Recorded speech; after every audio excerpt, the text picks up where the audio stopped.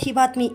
पहिल्या पत्नीकडे जास्त राहतो म्हणून भावाच्या मदतीने पत्नीने केला पतीचा धारदार शस्त्राने खून. आडगाव पोलीस ठाणे हद्दीतील धक्कादायक घटना. नाशिक शहराच्या आडगाव पोलीस ठाणे हद्दीतील विंचुरगवळी सय्यद पिंपरी रोडवर पत्नीने भावाच्या मदतीने धारदार शस्त्राने आपल्या पतीचीच हत्या केल्याची खळबळजनक घटना घडली आहे.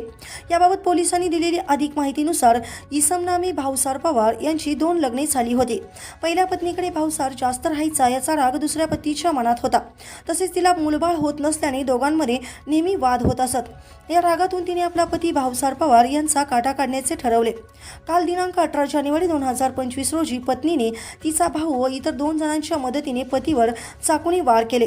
या हल्ल्यात भाऊसार पवार हे जागीच ठार झाले आहेत.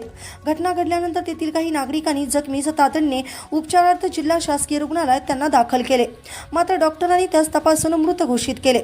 हा प्रकार काल रात्रीच्या सुमारास घडला असून आडगाव पोलिसांनी या प्रकरणी 5 जणांवर गुन्हा दाखल केला आहे. आडगाव पोलिसांनी हत्या करणाऱ्या पत्नीला ताब्यात घेतली असून इतर संशयितांचा शोध जलद गतीने पोलिसांकडून सुरू आहे. दरम्यान या धक्कादायक घटनेने नाशिक शहर हादरून गेले आहे. महाराष्ट्र क्रांती न्यूजसाठी मुख्य संपादक प्रकाश बागुल, नाशिक.